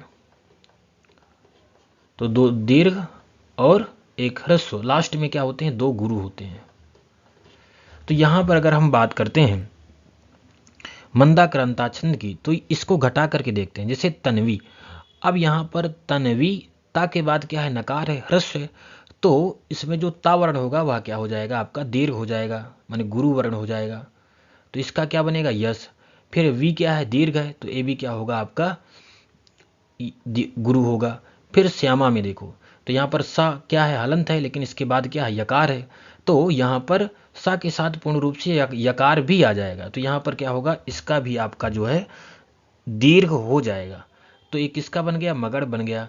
फिर अब देखो यहाँ तक हो गया है। फिर हम मगड़ में देखते हैं, तो जैसे मगड़ हमने देख लिया, ठीक है। अब हम भगड़ देखते हैं, तो यहाँ पर मकार क्या है, दीर्घ है, तो गुरु आएगा। अब देखो जो सी है वह क्या है, ह्रस्व है कि नहीं, तो यहाँ पर ह्रस्व आएगा। खा क्या है आपका, ह्रस्व है कि नहीं, तो यहाँ पर आपका क्या आ गया, भगण का लक्षण आ गया कि नहीं, भगण का लक्षण आ गया यहाँ पर। फिर हम देखो यहाँ पर दसना की बात करते हैं, तो दसना में आपका क्या है, ह्रस्व है, नहीं, सिख तक हम गए थे, ठीक है ना। फिर री क्या है आपका, ह्रस्व है। दकार आपका क्या है, ह्रस्व है। सकार आपका क्या है, ह्रस्व है। तो यहाँ पर क्या आ जाएगा, इनका ह्रस्व ह्रस्व का यहाँ पर जो है लक्षण आ जाएगा, माने गुरु जो है वर्ण नहीं आएगा। तो इसका क्या हो जाएगा आपका, नगण का ये लक्षण है। ये भी आपको याद रखना है। फिर देखो नकार आपका क्या है, दीर्घ है, तो यहाँ पर गुरु आएगा। अब पा के बाद आधा का है, तो यहाँ पर ककार जो है पकार में आ जाएगा। तो पकार आपका क्या हो जाएगा, दीर्घ हो जाएगा। तो यहाँ पर क्या बनेगा आपका, दीर्घ ही बनेगा। आपको इतना याद रखना है, क्या बनेगा, दीर्घ ही बनेगा। अब देखो वकार यहाँ पर क्या है, ह्रस्व है, तो ह्रस्व का चिन्ह आ जाएगा यहाँ पर। अब देखो बिंबा, तो यहाँ पर बी में मकार आधा है, तो मकार पूरा बी में आ जाएगा, जिससे बी क्या हो जाएगा आपका, दीर्घ हो जाएगा। तो यहाँ पर फिर क्या बनेगा, गुरु आ जाएगा। बा क्या है, दीर्घ है, तो यहाँ पर भी गुरु वर्ण आएगा। अब देखो धा क्या है, ह्रस्व है कि नहीं, तो यहाँ पर आपका क्या हो जाएगा, ह्रस्व हो जाएगा। और लास्ट में क्या होते हैं, गुरु, तो रो भी गुरु है और ठी भी गुरु है, तो यहाँ पर इसके दो लास्ट में चिन्ह आ जाएंगे। तो ये किसका लक्षण है, मंदाक्रांता छंद का। और मंदाक्रांता छंद में क्या होता है कि एक मगण होता है, एक भगण होता है, एक नगण होता है, दो तगण होते हैं, और लास्ट में क्या होते हैं, दो गुरु होते हैं। तो यहाँ पर आपका क्या हो गया, मगण हो गया, फिर आपका ये भगण हो गया, फिर इसके बाद आपका क्या हो गया, नगण हो गया, और फिर यहां से आपके दो तगण हो गए, दो तगण हो गए। फिर इसके बाद क्या हो गया, यहां तक आपका दो तगण, और यहां तक आपका दो लास्ट में क्या हो गए, गुरु हो गए। इतना आपको देखना है। अब देखो इसमें कुल कितने वर्ण होते हैं, जैसे तीन हो गया, तीन छा हो गया, तीन त्रिकाली 9, तीन चौक 12, तीन पचे 15, एक तीन पचे 15, और 16 और एक 17। तो इसमें कुल मिलाकर के 17 वर्ण होते हैं। इतना आपको स्मरण में रखना है, क्योंकि पूछ लेता है कि किस छंद में कुल कितने वर्ण होते हैं। तो कुल मिलाकर के 17 वर्ण इसमें जो है प्राप्त होते हैं एक एक चरण में। इतना आपको याद रखना है। तो यहां पर आपका क्या हो जाएगा, सेकंड ऑप्शन जो है सही हो जाएगा। अब देखो यहां पर संपूर्ण श्लोक दिया हुआ है, और यह श्लोक जो है मेघदूत का है, तो आप जाकर के मेघदूत में वहां देख सकते हैं। अगर बात करते हैं मेघदूत की, तो यह जो ग्रंथ है महाकवि कालिदास जी के द्वारा रचा गया है, और यह एक प्रकार का क्या है, गीति काव्य है। ये भी आपको स्मरण में रखना है कि मेघदूत किस प्रकार का काव्य है, तो यहाँ पर गीति काव्य है, ठीक है ना। अब देखो इसके अंतर्गत इसके दो भाग हैं, एक भाग में पूर्व मेघ तथा एक में उत्तर मेघ। तो दो भागों में विभक्त है आपका कौन, मेघदूत। और यह एक क्या है, एक गीति काव्य है। और इस गीति काव्य में जितने भी श्लोक हैं सब किसमें हैं, मंदाक्रांता छंद में है। ये भी आपको स्मरण में रखना है।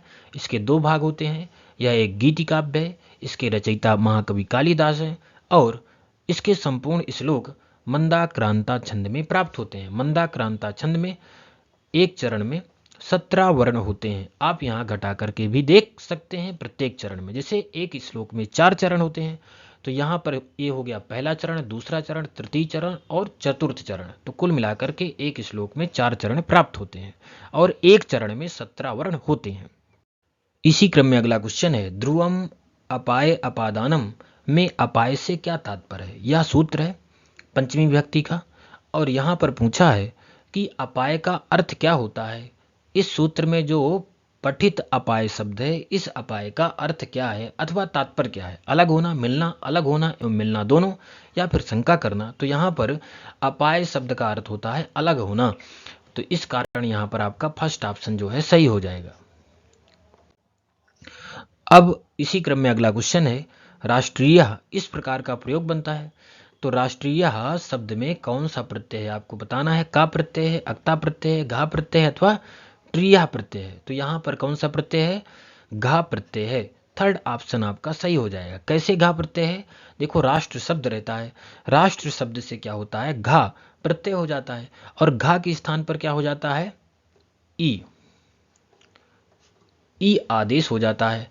और जब ई आदेश होता है तब यहाँ पर ट्रा से मिल राष्ट्र शब्द से मिल जाता है। किससे मिल जाता है, राष्ट्र शब्द से मिल जाता है। और फिर सु आता है, सु को क्या हो जाता है, रुद्ध विसर्ग हो जाता है, तब जाकर के यह प्रयोग राष्ट्रीय इस प्रकार का प्रयोग बनता है। अब देखो यहां पर सूत्र दे दिया गया है, राष्ट्रावार पारात गखऊ। इस सूत्र के माध्यम से घा और खा दो प्रत्यय होते हैं।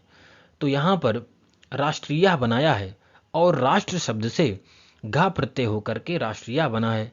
इसी प्रकार अवार पारिणः इस शब्द से खा प्रत्यय होकर के अवार पारिणः इस प्रकार के प्रयोग की सिद्धि हुई है।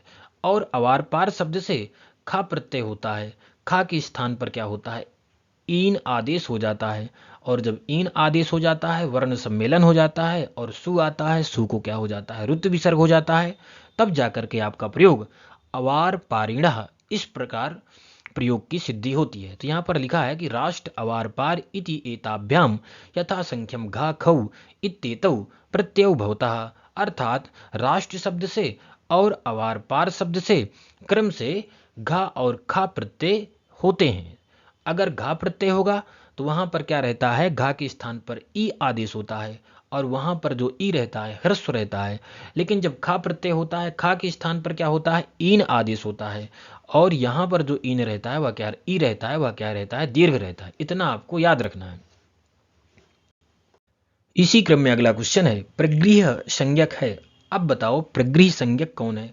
प्रगृह्य संज्ञा जिसकी होती है उसमें किसी प्रकार का कोई परिवर्तन नहीं होता है, जैसे रूप रहता है वैसे ही रूप रहता है, उसमें आप किसी प्रकार का परिवर्तन नहीं करते हैं। प्रगृह्य संज्ञा का फल क्या होता है, प्रकृति भाव। प्रकृति भाव का तात्पर्य क्या होता है, जैसा है वैसे ही रहना, उसमें किसी प्रकार का कोई परिवर्तन न होना। तो अब यहां पर आपको बताना है चार ऑप्शनों को देख करके कि प्रगृह्य संज्ञक कौन से शब्द है। यहाँ पर हरि एतव है, शिवा एतव है, अथवा हरि नाम है, अथवा विष्णु नाम है।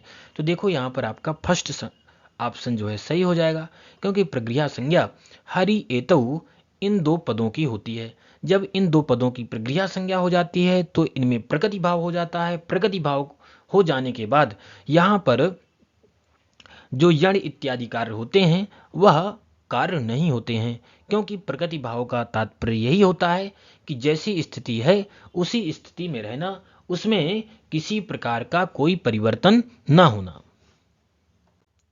अब देखो यहां पर इसके पहले जो क्वेश्चन पूछा गया था प्रगृह्य संज्ञा का, किस सूत्र के माध्यम से प्रगृह्य संज्ञा होती है और किस सूत्र के माध्यम से क्या होता है, इसमें प्रकृति भाव होता है। तो यहां पर जो सूत्र दिया हुआ है इस सूत्र के माध्यम से क्या होती है, प्रगृह्य संज्ञा होती है। और प्रगृह्य संज्ञा का फल क्या होता है, प्रकृति भाव होता है।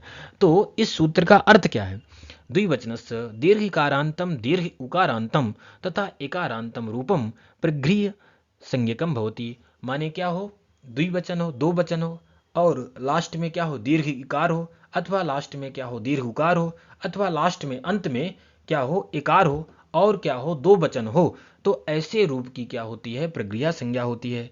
और प्रगृह्य संज्ञा होने के बाद क्या हो जाता है, प्रकृति भाव हो जाता है। प्रकृति भाव का तात्पर्य यही होता है कि उसमें किसी प्रकार का कोई परिवर्तन ना होना, जैसा रूप रहता है वैसा ही रहता है, उसमें किसी प्रकार का क्या करते हैं हम लोग, परिवर्तन नहीं करते हैं।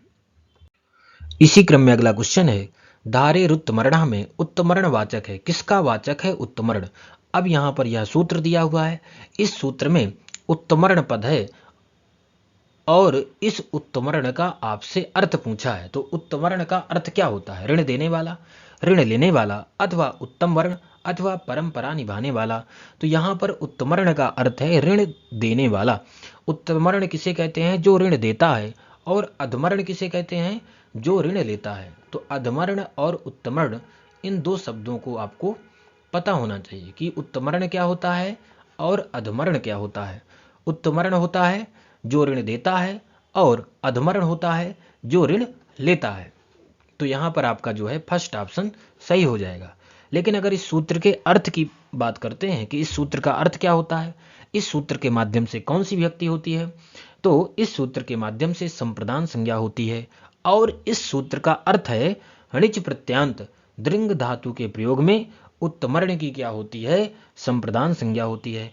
और संप्रदान संज्ञा का फल क्या होता है, चतुर्थी विभक्ति हो जाना। इसी क्रम में अगला क्वेश्चन है, वाग अर्था विव में कौन सा समास है, आपको बताना है। तत्पुरुष समास है, नई समास है, अविभाव समास है, फोर्थ ऑप्शन है केवल समास है। तो यहाँ पर क्या हो जाएगा, आपका फोर्थ ऑप्शन सही हो जाएगा, क्योंकि वागर्था व्यू में केवल समास है। इसी क्रम में अगला क्वेश्चन है, मृच्छकटिकम है, एक भाण है, नाटक है, प्रकरण है अथवा अंक है। तो यहाँ पर बताना है कि मृच्छकटिकम यह जो ग्रंथ है क्या है, एक भाण है, नाटक है, अंक है अथवा प्रकरण ग्रंथ है, भाण ग्रंथ है, नाटक ग्रंथ है, अंक ग्रंथ है। तो यहाँ पर देखो, मृच्छकटिकम इस ग्रंथ के लेखक शूद्रक है और यह एक प्रकरण ग्रंथ है, क्योंकि रूपक के 10 भेद होते हैं, उन 10 रूपकों में से एक प्रकरण आता है और मृच्छकटिकम एक प्रकरण ग्रंथ है। इस कारण यहां पर आपका सेकंड ऑप्शन जो है सही होता है। अब देखो, यहां पर रूपक के 10 भेद प्राप्त होते हैं, नाटक, प्रकरण, भाण, व्यायोग, समौकार, डिम, यह मृग, अंक, बीथी और प्रहसन। जैसे हम नाटक का एग्जाम्पल लेते हैं तो नाटक कौन है, अभिज्ञान शाकुंतलम हो गया, उत्तर रामचरितम हो गया, ये सब क्या है, नाटक ग्रंथ हैं। प्रकरण की बात करते हैं तो प्रकरण में जो है मृच्छकटिकम आता है। मृच्छकटिकम एक क्या है, प्रकरण ग्रंथ है। और इसी प्रकार भाण, व्यायोग, समौकार, डिम, यह मृग, अंक, बीथी और प्रहसन, इनके बारे में भी आप एग्जाम्पल देख सकते हैं। इसी क्रम में अगला क्वेश्चन है, प्रिया शब्द में कौन सा प्रत्यय है। आपको बताना है कि इस प्रिया शब्द में कौन सा प्रत्यय हुआ है, यत प्रत्यय हुआ है अथवा अक्ता प्रत्यय हुआ है, व्यत प्रत्यय हुआ है अथवा का प्रत्यय हुआ है। तो यहाँ पर प्रिया शब्द से का प्रत्यय हुआ है, इस कारण आपका फोर्थ ऑप्शन यहाँ पर सही हो जाएगा। अब देखो, यहाँ पर किस सूत्र के माध्यम से का प्रत्यय होता है। तो यहाँ पर एक सूत्र है, इगु पद ज्ञा प्री किरा का। इस सूत्र के माध्यम से एभ्य कह स्यात्, माने इन धातुओं से क्या होता है, का प्रत्यय होता है। तब जाकर के यहाँ पर बुधा बनता है, कृषा बनता है, ज्ञा बनता है, प्रिया बनता है और किरा। इन प्रयोगों की सिद्धि होती है। इसी क्रम में अगला क्वेश्चन है, भुंजीथा शब्द किस लकार में निहित है। अब यहाँ पर जो भुज धातु से भुंजीथा इस प्रकार का प्रयोग बना है, तो आपको बताना है किस लकार का रूप है, क्योंकि संस्कृत में 10 लकार होते हैं लेकिन यहाँ पर 5 लकार दिए हुए हैं। तो आपको देख करके बताना है कि भुज धातु से जो यह भुंजीथा प्रयोग बना है किस लकार का है, लिट लकार का है, विधिलिंग लकार का है, लुट लकार का है अथवा लुंग लकार का है। तो यहाँ पर आपका क्या हो जाएगा, सेकंड ऑप्शन सही हो जाएगा, क्योंकि यह विधिलिंग लकार का रूप है। यहाँ पर भुज पालन अव्यवहार्यो यह धातु है और रुधादि की धातु है, क्योंकि 10 गण होते हैं तिगंत में। तो यहाँ पर यह भुज धातु है और रुधादि की धातु है। अब देखो, यहाँ पर आत्मने पद से पूछा है, तो यहाँ पर विधिलिंग लकार है और आत्मने पद का रूप है भुंजीथा। इसके प्रथम पुरुष के एक वचन में भुंजीत बनता है और प्रथम पुरुष के 2 वचन में भुंजी याताम, भुंजीरन, इस प्रकार के प्रयोगों की सिद्धि होती है। अगर बात करते हैं मध्यम पुरुष के एक वचन में तो भुंजी था, यहां से क्वेश्चन पूछा था आपसे, और भुंजी याथाम, भुंजीध्वम, भुंजी, भुंजी वही और भुंजी मही, यह क्या है आपका उत्तम पुरुष के एक वचन का, उत्तम पुरुष के 2 वचन का रूप है और उत्तम पुरुष के बहुवचन का रूप है। तो यह समस्त धातुओं से निष्पन्न क्रियापद हैं, क्योंकि तिगंत के समस्त ये रूप हैं। तो यहाँ पर आपको देख लेना है, या फिर आप अगर और ठीक से पढ़ना चाहते हैं कौन सा प्रत्यय कैसे सिद्ध हुआ है, तो आप रुधादि में जाकर के, लघु सिद्धांत कौमुदी में जाकर के, रुधादि प्रकरण में जाकर के आप इसको देख सकते हैं। इसी क्रम में अगला क्वेश्चन है, कार्यम शब्द में कौन सा प्रत्यय हुआ है। यत प्रत्यय हुआ है, यही प्रत्यय हुआ है, या प्रत्यय हुआ है अथवा अणित प्रत्यय हुआ है। यहाँ पर गलत लिखा हुआ है आपका, अणित प्रत्यय है, अणित प्रत्यय। तो यहाँ पर आपका क्या हो जाएगा, फोर्थ ऑप्शन सही हो जाएगा। यहाँ पर क्रम भी ठीक से नहीं दिया हुआ है, 1 2 3 और फोर्थ। तो कार्यम शब्द में कौन सा प्रत्यय हुआ है आपको बताना है, यत, यही, या और अणित। तो यहाँ पर अणित प्रत्यय हुआ है, क्री धातु से अणित प्रत्यय होकर के क्या बनता है, कार्यम बनता है। अब देखो, यहाँ पर एक सूत्र है, हरि हलोर अणित। इस सूत्र के माध्यम से क्री धातु से अणित प्रत्यय होकर के क्या बना है, कार्यम बना है। अणित में णकार की संज्ञा, तकार की संज्ञा, खाली आपका या बचता है, और फिर जो क्री है, का में जो री है, इसको वृद्धि हो जाती है, सु आता है, सु को अम आदेश हो जाता है, तब जाकर के कार्यम बनता है। अगर हम इस सूत्र के अर्थ की बात करते हैं तो इस सूत्र का अर्थ होता है कि जिन धातुओं का अंतिम अक्षर क्या हो, री हो अथवा कोई व्यंजन हो, तो उन धातुओं से क्या होता है, अणित प्रत्यय होता है। तो यहां पर क्या प्रयोग बन जाएगा, कार्यम और हार्यम। इसी प्रकार ह्री धातु है, ह्री में क्या है, री अंत में है, री धातु है और इसका अंतिम अक्षर क्या है, री है। तो यहाँ पर री होने के कारण इस सूत्र के माध्यम से अणित प्रत्यय हो गया है, तब जाकर के आपका हार्यम यह प्रयोग बना है। इसी क्रम में अगला क्वेश्चन है, उपमेय का निगरण कर उपमान के साथ उसका अभेद स्थापन कहलाता है। क्या कहलाता है? अतिसंयोक्ति, उत्प्रेक्षा, अवनुति, रूपक। तो यहाँ पर आपका क्या हो जाएगा, फोर्थ ऑप्शन जो है सही हो जाएगा। कैसे? अर्थात उपमेय का निगरण कर माने उपमेय को समाप्त करके उपमान के साथ उसका अभेद स्थापन कहलाता है। अर्थात हम कह सकते हैं कि उपमेय विषय में उपमान का आरोप कर देना ही क्या है, रूपक है।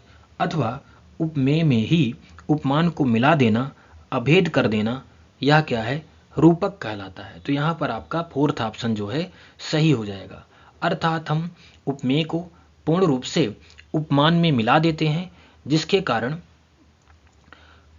हमको अभेद की प्रतीति होती है, माने किसी में किसी प्रकार का कोई भेद प्रतीत नहीं होता है, दोनों में क्या होता है, अभेद की प्रतीति होती है।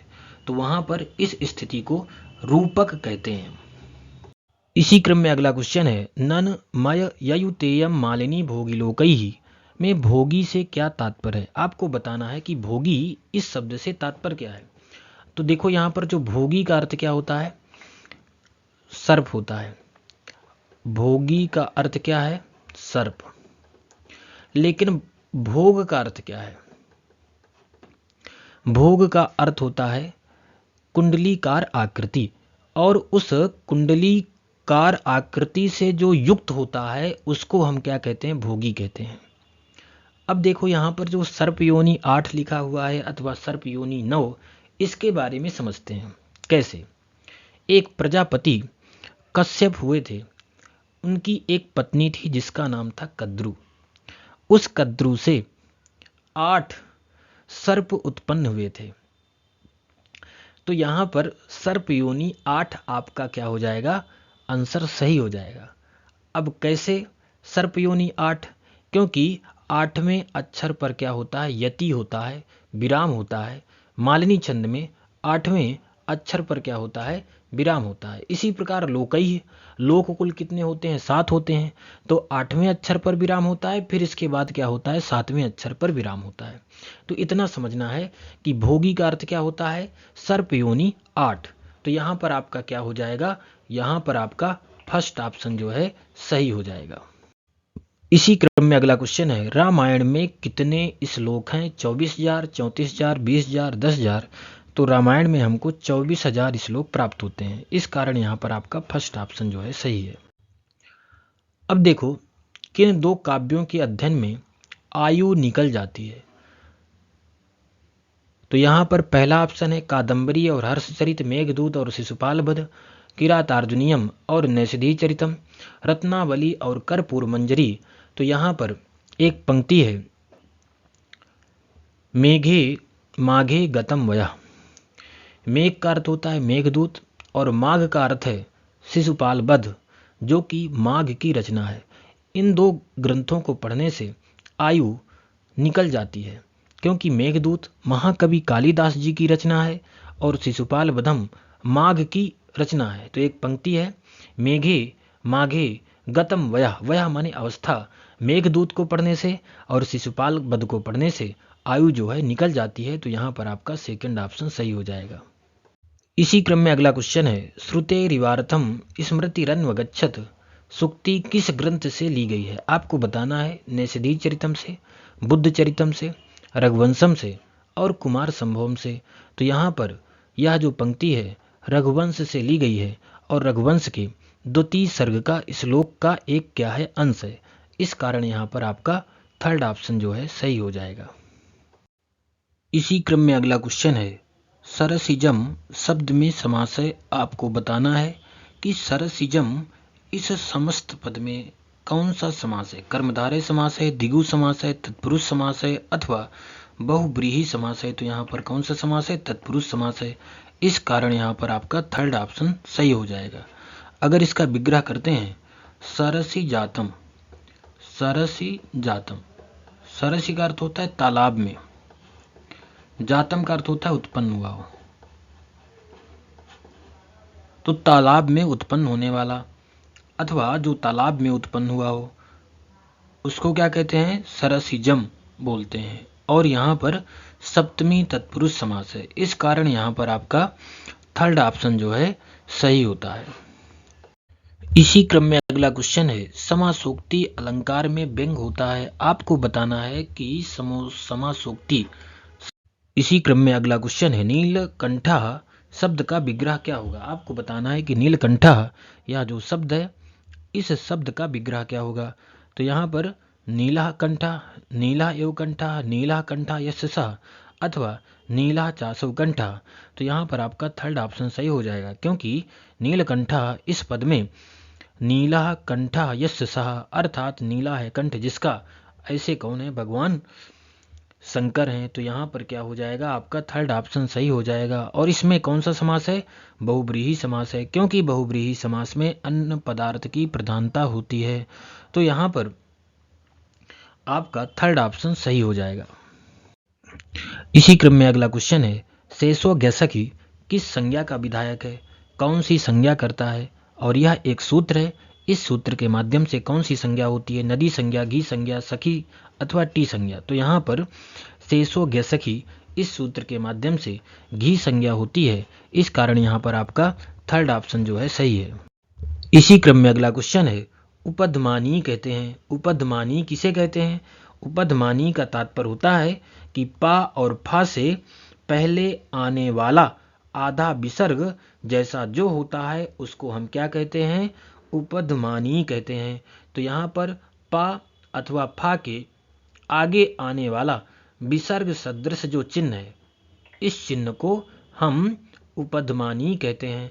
लेकिन यही चिन्ह अगर का और खा के आगे आता है तो फिर हम इस चिन्ह को क्या कहते हैं, जिह्वा मूली कहते हैं। ये भी आपको स्मरण में याद रखना है, जिह्वा मूली, और इसको क्या कहते हैं, उपधमानी, और इसको क्या कहते हैं, जिह्वा मूली। तो यहाँ पर आपका क्या हो जाएगा, थर्ड ऑप्शन जो है सही हो जाएगा।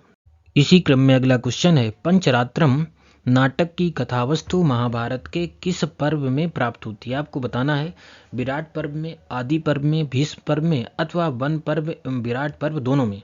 तो देखो यहाँ पर जो पंचरात्रम है इस ग्रंथ के लेखक भास हैं और इसकी कथावस्तु महाभारत के विराट पर्व से हमको प्राप्त होती है। तो यहाँ पर आपका क्या हो जाएगा, फर्स्ट ऑप्शन जो है सही हो जाएगा। अब यहाँ पर पंचरात्रम की बात करते हैं। तो इस पंचरात्रम में 3 अंक हमको प्राप्त होते हैं और रूपक के 10 भेद होते हैं। तो उन 10 भेदों में यह एक क्या है, समवकार है। अब इसकी कथा की बात करते हैं तो यह महाभारत के विराट पर्व पर आधारित है, अर्थात इसकी कथा महाभारत के विराट पर्व से ली गई है। इसी क्रम में अगला क्वेश्चन है, आपको बताना है कि आदाय शब्द में कौन सा प्रत्यय है, सानच प्रत्यय है, यही प्रत्यय है, व्यत प्रत्यय है, लेप प्रत्यय है। तो यहाँ पर जो है आदाय शब्द में आपका क्या कौन सा प्रत्यय है, लेप प्रत्यय है। अब यहाँ पर लेप किस सूत्र के माध्यम से होता है, तो यहाँ पर एक सूत्र है, समासे अनई पूर्वे अक्तबो लेप। इस सूत्र के माध्यम से क्या होता है, जो अक्त्वा प्रत्यय होता है उस अक्त्वा प्रत्यय के स्थान पर क्या हो जाता है, लेप आदेश हो जाता है। और इस सूत्र का अर्थ क्या है, अव्यय पूर्व पदे अनई समासे, माने अव्यय क्या हो, पूर्व पद में हो और नई समास से रहित हो। तो वहाँ पर क्या होता है कि अक्त्वा के स्थान पर क्या होता है, लेप आदेश होता है, तब जाकर के आपका आदाय इस प्रकार के प्रयोग की क्या होती है, सिद्धि होती है। तो यहाँ पर आपका क्या हो जाएगा, फोर्थ ऑप्शन जो है सही हो जाएगा। इसी क्रम में अगला क्वेश्चन है, मातृ शब्द की तृतीया विभक्ति का एक वचन क्या है, आपको बताना है कि मातृ शब्द के तृतीया एक वचन में क्या रूप बनता है, माता बनता है, मात्रा बनता है, माते बनता है अथवा मातुः बनता है। तो देखो यहाँ पर मातृ शब्द रहता है, कौन सा शब्द रहता है, मातृ, और इस मातृ शब्द से क्या बनता है, तृतीया एक वचन में मात्रा बनता है। तो यहाँ पर आपका क्या हो जाएगा, सेकंड ऑप्शन जो है सही हो जाएगा। अब यहाँ पर मातृ शब्द के रूप हम देखते हैं, जैसे कि प्रथमा हो गया, द्वितीया हो गया, तृतीया हो गया, चतुर्थी हो गई, पंचमी हो गई, षष्ठी हो गई, सप्तमी हो गई और संबोधन हो गया। यहाँ पर आपसे क्वेश्चन पूछा है कि मातृ शब्द के तृतीया के एक वचन में क्या रूप बनेगा, तो यहाँ पर क्या बन जाएगा, मात्रा बन जाएगा। इस कारण यहाँ पर आपका क्या हो जाता है कि सेकंड ऑप्शन जो है वहाँ पर सही होता है। तो तृतीया के एक वचन में क्या बनता है, मात्रा बनता है। चतुर्थी के एक वचन में मात्रे बनता है। और पंचमी और षष्ठी में क्या बनता है, मातु मातु। ये आपको स्मरण में रखना है क्योंकि दोनों में जो है समान रूप चलते हैं। अगर बात करते हैं प्रथमा और द्वितीय विभक्ति के दो वचन की, तो यहाँ पर मातरऊ मातरऊ दोनों में जो है सेम रूप चलते हैं। और द्वितीय के बहुवचन में खाली क्या बनता है, मातृ। इस प्रकार का प्रयोग बनता है। इसी क्रम में अगला क्वेश्चन है प्रकृत्यादिभ्य उपसंख्यानम। तो यहाँ पर प्रकृत्यादिभ्य उपसंख्यानम यह एक वार्तिक सूत्र है। और इस वार्तिक सूत्र से कौन सी विभक्ति होती है, द्वितीय, तृतीय, चतुर्थी अथवा पंचमी। तो यहाँ पर देखो, इस वार्तिक सूत्र से तृतीय विभक्ति होती है। इसका अर्थ क्या होता है, इसका अर्थ होता है कि प्रकृति आदि शब्दों से तृतीय विभक्ति होती है। प्रकृत्यादि एक क्या है, गण है, और यह एक आकृति गण है, ऐसा जो है आचार्य मानते हैं। तो यहाँ पर एक सूत्र है कर्तिकरणयोस् तृतीया। इस सूत्र के माध्यम से क्या होती है, तृतीया विभक्ति होती है। अर्थात अनुक्त कर्ता और अनुक्त करण में तृतीया विभक्ति होती है। और इसी सूत्र की वृत्ति पर यह वार्तिक सूत्र पढ़ा गया है। और यह वार्तिक सूत्र कहता क्या है कि माने प्रकृति आदि शब्दों से तृतीया विभक्ति होती है। जैसे कह दिया प्रकृत्याचारु, माने प्रकृत्याचारु का अर्थ क्या होता है कि स्वभाव से क्या है, अच्छा है। तो यहाँ पर प्रकृत्यादि गण में प्रकृति शब्द का पाठ है। इस कारण यहाँ पर क्या हो गया है कि प्रकृति शब्द से तृतीया विभक्ति हो गई है। तब जाकर के यह प्रयोग प्रकृत्याचारु इस प्रकार प्रयोग की जो है सिद्धि हुई है। तो इतना आपको जो है समझ में रखना है। बहुत सारे प्रयोग बनते हैं, जैसे प्रायण याज्ञिका, माने इसी प्रकार गोत्रेण गार्ग्यः, माने गोत्र से यह क्या है, गार्ग है। बहुत सारे प्रयोग जो है जिनका पाठ प्रकृत्यादि गण में है, उन शब्दों से क्या होती है, तृतीय विभक्ति हो जाती है। तो यहाँ पर क्या होगा आपका थर्ड माने सेकंड ऑप्शन यहाँ पर आपका सही हो जाएगा, तृतीय विभक्ति। इसी क्रम में अगला क्वेश्चन है तिष्ठति शब्द में कौन सी धातु है। आपको बताना है तिष्ठ धातु है, सद धातु है, स्था धातु है, अथवा यहाँ पर सीध धातु है। अब देखो, तिष्ठति शब्द में स्था गति निवृत्तौ धातु है, और यह भ्वादि की धातु है, परस्मयी पदी धातु है। और इसके रूप चलते हैं तिष्ठति तिष्ठता तिष्ठन्ति, तिष्ठसि तिष्ठता तिष्ठत, तिष्ठामि तिष्ठावा तिष्ठामः। इस प्रकार इसके रूप चलते हैं। और तिष्ठति कहाँ का रूप है, यह आपका जो है लट लकार का रूप है। लट लकार के प्रथम पुरुष के एक वचन का रूप है तिष्ठति। ये आपको स्मरण में रखना है। लट लकार प्रथम पुरुष और एक वचन का रूप है तिष्ठति। और किस धातु से बनता है, स्था धातु से। तो इसका मूल के रूप क्या रहता है, स्था रहता है, ठीक है ना। और स्था के स्थान पर क्या हो जाता है, तिष्ठ आदेश हो जाता है। फिर यहाँ पर बहुत सारे कार्य होते हैं, टिप प्रत्यय होता है, सब प्रत्यय होता है, तब जाकर के आपका तिष्ठति यह प्रयोग बनता है। इसी क्रम में अगला क्वेश्चन है संधि शब्द में कौन सा लिंग है, नपुंसक लिंग है, पुल्लिंग है, स्त्रीलिंग है, अथवा तीनों लिंग है। तो यहाँ पर संधि शब्द में आपका पुल्लिंग है, ना कि नपुंसक लिंग है, ना कि स्त्रीलिंग है, ना कि तीनों लिंग है। तो यहाँ पर आपका संधि शब्द जो है पुल्लिंग है। इस कारण यहाँ पर आपका सेकंड ऑप्शन जो है सही हो जाएगा। इसी क्रम में अगला क्वेश्चन है कुर्वन्नेवेह कर्माणि जिजे विशेषतम समाह। यह सूक्ति किस उपनिषद से है, आपको बताना है कि यह जो सूक्ति है किस उपनिषद में प्राप्त होती है। फर्स्ट ऑप्शन है ईशोपनिषद में, सेकंड ऑप्शन है कठोपनिषद में, और थर्ड ऑप्शन है केनोपनिषद में, फोर्थ ऑप्शन है मुंडकोपनिषद में। तो यह जो सूक्ति है ईशोपनिषद में अर्थात ईशावास्योपनिषद में प्राप्त होती है। तो यहाँ पर या ईशावास्योपनिषद या ईशोपनिषद। तो इस कारण यहाँ पर क्या हो जाएगा, आपका फर्स्ट ऑप्शन जो है सही हो जाएगा। यहाँ पर श्लोक का अर्थ है कुर्वन्नेवेह कर्माणि जिजी विशेष सतम समाह एवं त्वयि नान्यथे तोस्ति ना कर्म लिप्यते नरे। इसका अर्थ है कि इस संसार में कर्म करते हुए ही मनुष्य को 100 वर्ष की इच्छा करना चाहिए। हे मानव, यहाँ पर कह रहा है कि आपके लिए इस संसार का ही विधान है, इससे भिन्न किसी और प्रकार का नहीं। इस प्रकार का कर्म करना ही जीवन की इच्छा से मनुष्य में कर्म का लेप नहीं होता है। ना लिप्यते नरे कर्म। तो यहाँ पर क्या होता है, मनुष्य में कर्म का क्या होता है, लेप नहीं होता है। और यहाँ पर मनुष्य को 100 वर्ष की इच्छा करना चाहिए। तो इस श्लोक को देख लेना है, और भी आपको ईशावास्य उपनिषद में जो उल्लिखित उक्तियां हैं उनको भी जा करके देख करके समझ लेना है। इसी क्रम में अगला क्वेश्चन है, समुद्र संगम कृति किस लेखक की है, आपको बताना है। अमीर खुसरो की है, दिंगनांग की है, दारा सिकोह की है, अथवा क्षेमेंद्र की है। तो यहाँ पर जो है समुद्र संगम, यह कृति दारा सिकोह की है, इस कारण यहाँ पर आपका थर्ड ऑप्शन जो है सही हो जाएगा। इसी क्रम में अगला क्वेश्चन है, छांदोग्य उपनिषद कौन से वेद से संबंधित है, आपको बताना है। ऋग्वेद से, यजुर्वेद से, सामवेद से, अथवा अथर्ववेद से। तो यहाँ पर आपका थर्ड ऑप्शन सही हो जाएगा, क्योंकि छांदोग्य उपनिषद सामवेद वेद से संबंधित है। अब देखो यहाँ पर सामवेदी उपनिषद अर्थात सामवेद से संबंधित उपनिषद। तो यहाँ पर सामवेद से संबंधित 2 उपनिषद हमको प्राप्त होते हैं। एक हो गया आपका केन उपनिषद और दूसरा क्या हो गया आपका छांदोग्य उपनिषद। तो आपको स्मरण में रखना है कि सामवेद से संबंधित कौन कौन से उपनिषद है, इनके बारे में। और इसी क्रम में अगर देखते हैं तो ऋग्वेद से संबंधित उपनिषद, अथवा यजुर्वेद से संबंधित उपनिषद, अथवा अथर्ववेद से संबंधित उपनिषद, तो इनको भी आपको ठीक से देख लेना है, क्योंकि यहाँ से भी क्वेश्चन बन सकता है। इसमें तो सामवेद से पूछा है, या फिर किसी दूसरे में और ऋग्वेद से संबंधित उपनिषद पूछ सकता है, तो आपको जाकर के वहाँ उनको भी देख लेना है।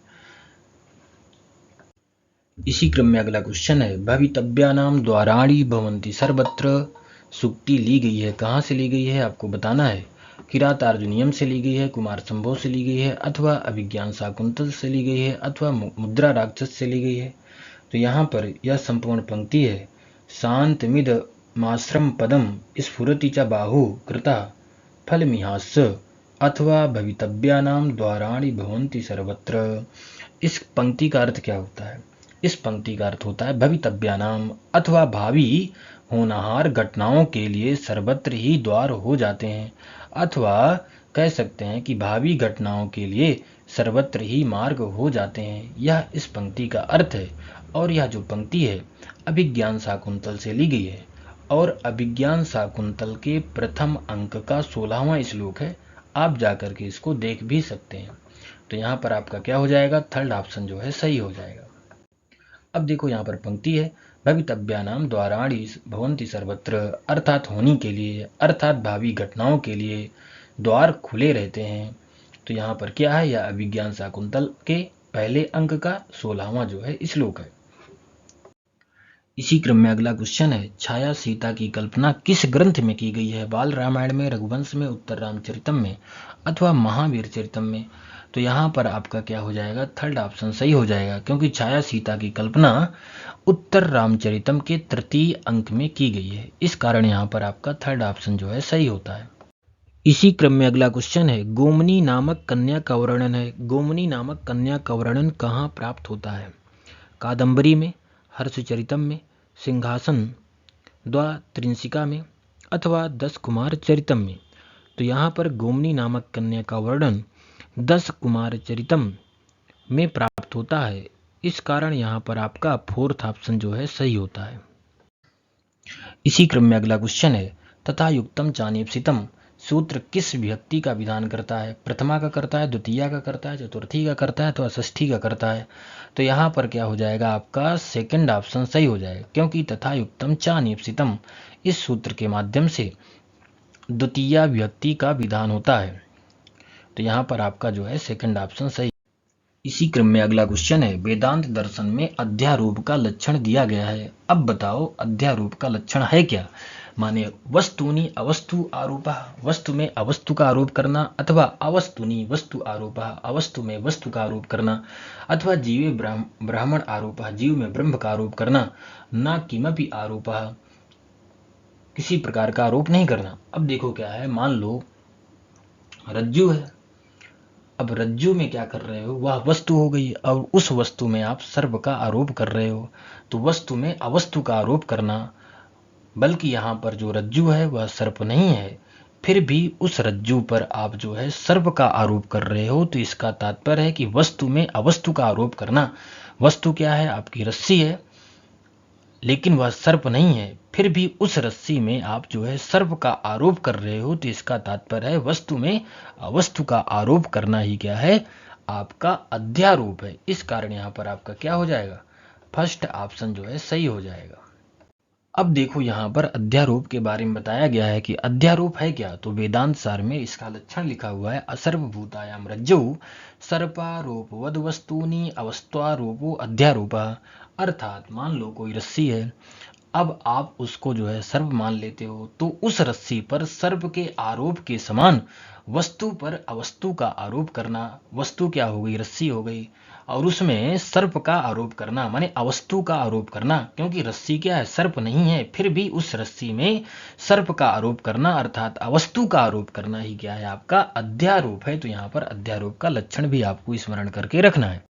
इसी क्रम में अगला क्वेश्चन है, रुच्यर्था नाम प्रियमाणा सूत्र विधायक है, माने इस सूत्र के माध्यम से कौन सी व्यक्ति होती है? द्वितीया, तृतीया, पंचमी अथवा चतुर्थी। तो यहाँ पर क्या हो जाएगा? आपका फोर्थ ऑप्शन सही हो जाएगा, क्योंकि रुच्यर्थक धातु के प्रयोग में जिसको जो चीज़ अच्छी लगती है, तो जिसको अच्छी लगती है उसमें चतुर्थी विभक्ति होती है, और जो अच्छी लगती है उसमें क्या होती है? प्रथमा विभक्ति होती है। जैसे मुझे भक्ति अच्छी लगती है या मुझे और कुछ अच्छा लगता है, तो मुझ में क्या हो जाएगी? चतुर्थी विभक्ति हो जाएगी। या मैं कह सकता हूँ कि मुझे पुस्तक अच्छी लगती है, तो मह्यम पुस्तकम रोचते, मुझे पुस्तक अच्छी लगती है, तो मुझे अच्छी लग रही है, इस कारण मुझ पर चतुर्थी विभक्ति हो जाएगी, और जो अच्छी लगती है उसमें प्रथमा होगी। लेकिन यहाँ पर क्या होना चाहिए? रुच्यर्थक धातुओं का प्रयोग होना चाहिए, तो चतुर्थी विभक्ति होती है। इस कारण यहाँ पर क्या हो जाएगा? आपका फोर्थ ऑप्शन जो है सही हो जाएगा। इसी क्रम में अगला क्वेश्चन है, दीप शिखा उपाधि से अलंकृत कवि कौन है? भारवी है, कालिदास है, भास है अथवा बाण है। तो यहाँ पर दीप शिखा उपाधि से अलंकृत कवि जो है कालिदास है। इस कारण यहाँ पर आपका सेकंड ऑप्शन सही हो जाएगा, क्योंकि दीप शिखा इस उपाधि से अलंकृत कवि जो है कालिदास है, ना कि भारवी है, ना कि भास है, ना कि बाण है। इस कारण यहाँ पर सेकंड ऑप्शन आपका सही होता है। इसी क्रम में अगला क्वेश्चन है, यद्यस्माकम का सही संधि विच्छेद क्या है? अब देखो यहाँ पर क्या है? यहाँ पर गलत लिखा हुआ है, आपका क्या है? यद्यस्माकम। यद्यस्माकम इसका आपको जो है क्या बताना है? संधि विच्छेद बताना है कि इसका संधि विच्छेद क्या होता है। यद धन अस्माकम, यदि धन अस्माकम, यदा धन अस्माकम अथवा यदु धन अस्माकम। अब देखो यहाँ पर होता क्या है, कौन सी संधि है, पहले हमको ये देखना है। तो यण संधि है, और यण संधि में क्या होता है? ई के स्थान पर हमेशा यह होता है, अच के पड़े रहने पर अच प्रत्याहार में यहाँ पर अकार आता है, और ऊ के स्थान पर क्या होता है? वकार आदेश होता है। री के स्थान पर रा होता है, ली के स्थान पर क्या होता है? ला होता है। अब देखो यहाँ पर जो सेकंड ऑप्शन आपका दिया हुआ है, इसमें यदि धन अस्माकम, तो दकार में जो इकार है इसके स्थान पर क्या हो जाएगा? यकार आदेश हो जाएगा। तब क्या बन जाएगा? य द प्लस अस्माकम, इस प्रकार का प्रयोग बन जाएगा। तो यहाँ पर क्या हो जाएगा? दा या बराबर द्या हो जाता है, तब जाकर के आपका प्रयोग यद्यस्माकम इस प्रकार का प्रयोग क्या हो जाएगा? सिद्ध हो जाएगा। तो यहाँ पर आपका क्या हो जाएगा? सेकंड ऑप्शन सही है, यदि प्लस अस्माकम। इसी क्रम में अगला क्वेश्चन है, रघुवंश महाकाव्य में कुल कितने सर्ग प्राप्त होते हैं? तो रघुवंश महाकाव्य में 15 सर्ग प्राप्त होते हैं, और 17 सर्ग प्राप्त होते हैं, 19 सर्ग प्राप्त होते हैं अथवा 16 सर्ग प्राप्त होते हैं। तो यहाँ पर आपका क्या हो जाएगा? सेकंड ऑप्शन सही हो जाएगा, क्योंकि रघुवंश महाकाव्य में कुल मिलाकर के 19 सर्ग प्राप्त होते हैं। इस कारण आपका क्या होता है? यहाँ पर सेकंड ऑप्शन जो है सही होता है। अब देखो, अगर हम यहाँ पर संस्कृत वाङ्मय के प्रमुख महाकाव्यों के बारे में देखें, जैसे कुमार संभव 17 सर्गों में प्राप्त होता है, और इसके लेखक कौन है? महाकवि कालिदास जी हैं। रघुवंश जो है 19 सर्गों में प्राप्त होता है, बुद्ध चरितम 28 सर्गों में प्राप्त होता है, सौंदरानंद 18 सर्गों में प्राप्त होता है, किरातार्जुनीयम में कुल मिलाकर के 18 सर्ग हैं, और इसके लेखक कौन है? भारवी हैं। शिशुपाल वध में कुल मिलाकर के 20 सर्ग हैं, और इसके लेखक कौन है? मांग है। नैषधि चरितम में 22 सर्ग हैं, और इसके लेखक कौन है? श्रीहर्ष हैं। इसी प्रकार अगर हम बात करते हैं भट्टी काव्य की, जिसको जो है रावण बधम भी कहा जाता है, इसमें कुल मिलाकर के 22 सर्ग हमको प्राप्त होते हैं। और यह ग्रंथ किसका है? किसने इस ग्रंथ को लिखा है? तो इस ग्रंथ को लिखने वाले आचार्य कौन है? भट्टी है। फिर हम बात करते हैं जानकी हरणम की। जानकी हरणम में 20 से जो है 25 सर्ग प्राप्त होते हैं, लेकिन इस ग्रंथ के लेखक कौन है? कुमार दास हैं। इतना आपको स्मरण में रखना है।